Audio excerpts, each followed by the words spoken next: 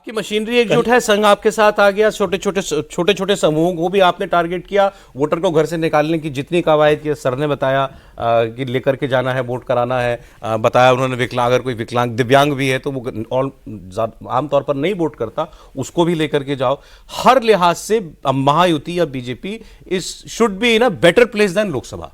निश्चित रूप से इसमें तो इतना तो कैसे है ना कहना, उसमें तो कोई डाउट ही नहीं है। और लोकसभा चुनाव के बाद कई सारे स्टेप्स उठाए गए, जैसे ये चुनाव सिर्फ इसका नहीं होगा सौरभ कि बटेंगे तो कटेंगे या मुस्लिम पोलराइजेशन, जैसे विदर्भ की ही बात कर रहे हैं तो वहाँ तो हार्डकोर फॉरवर्ड इशू है, फॉरवर्ड स्टेट्स है। लोकसभा चुनाव में उसका खामियाजा भी होगा। आपने देखा होगा कि विदर्भ के चुनाव में नितिन गडकरी ने महाराष्ट्र में बीजेपी की तरफ से, और बीजेपी नहीं अक्रॉस द पार्टी आप उठा के देख लें तो सबसे ज़्यादा कार्यक्रम उन्होंने किए, पब्लिक रैली। जाहिर तौर पर लोगों के बीच में है, वो लोगों का मूड समझ रहे हैं, मैक्सिमम विदर्भ में ही किया था उन्होंने सीधे सीधे खारिज किया इस तरह के नारे को।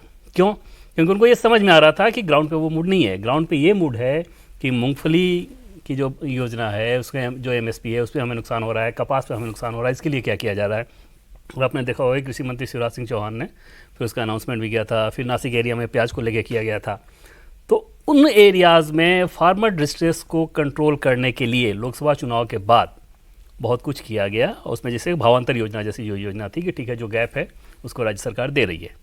हालांकि कांग्रेस की तरफ से अपने मैनिफेस्टो में कपास को लेके ही या सोयाबीन को लेके बहुत ज्यादा अनाउंसमेंट कर दिया गया। 4000 एमएसपी दे रहे हैं, उन्होंने कहा 5000 दे, जो कि मार्केट में है ही नहीं, मतलब संभव ही नहीं है वो, लेकिन अनाउंसमेंट वो कर दिया गया है। इधर क्योंकि आपने कुछ फायदा पहुंचाया, कोर्स करेक्शन किया, तो उम्मीद की जा रही है, बीजेपी को उम्मीद है कि जो नुकसान है वो लोकसभा चुनाव की तुलना में कम होगा। ठीक है, मैं जरा जल्दी से, प्याज का एक बड़ा मुद्दा था उस समय, एक्सपोर्ट बैन था, उसको हटा लिया, एक्सपोर्ट खोल दिया गया है, एक्सपोर्ट खोल दिया गया है। तो प्याज के किसानों में उस तरह का डिस्ट्रेस नहीं है जैसा लोकसभा चुनाव के साथ। अच्छा, आपने जब बात आप कर रहे थे कि एससी को टारगेट करने के लिए क्या किया है, किस तरीके से मनाने की कोशिश की जा रही है, ये मराठा वर्सेस ओबीसी, क्या इसमें ये सच है कि ये एक रहोगे तो सेफ रहोगे, ये थोड़ा टारगेटेडली ओबीसी के लिए है? अनिश्चित तौर पे वो मुस्लिम से ज़्यादा वो उस संदर्भ में ये था कि उधर अगर मराठा वोट कर रहा है और इतना एग्रेसिवली कर रहा है तो ओबीसी एकजुट हो जाओ और उसको रोकने के लिए आप वोटिंग करो।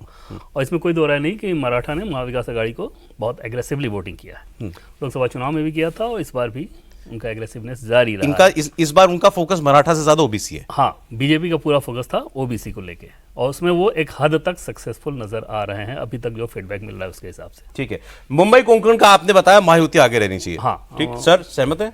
हाँ बिल्कुल। देखिए, ओबीसी जो है वो हमेशा से बीजेपी का कोर वोटर रहा है महाराष्ट्र में। मराठा वोट बीजेपी को नहीं मिलता रहा, मराठा लीडर भी नहीं है बीजेपी के पास। अभी एकनाथ शिंदे और अजीत पवार के आ जाने के बाद अशोक चौहान जो है दगे हुए कारतूस साबित हुए, वो अपनी सीट नहीं जिता पाए। अब उनकी बेटी लड़ रही है विधानसभा में, वो भी जीतेगी कि नहीं पता नहीं। और बीच चुनाव में अगर आप पार्टी का जो मुख्य कैंपेन का स्लोगन है उससे अपने को डिस्टेंस करते हैं, उसके खिलाफ बोलते हैं, आप भले ही उससे सहमत ना हो, बोलने की क्या जरूरत है? या तो आप पार्टी छोड़ दीजिए, कहिए कि भाई ये पार्टी जिस तरह की बात कर रही है हम उस तरह की राजनीति नहीं करते हैं, उस पर विश्वास नहीं करते हैं। लेकिन आप बोल रहे हैं तो ये आप एक तरह से पार्टी को नुकसान पहुंचाने की कोशिश।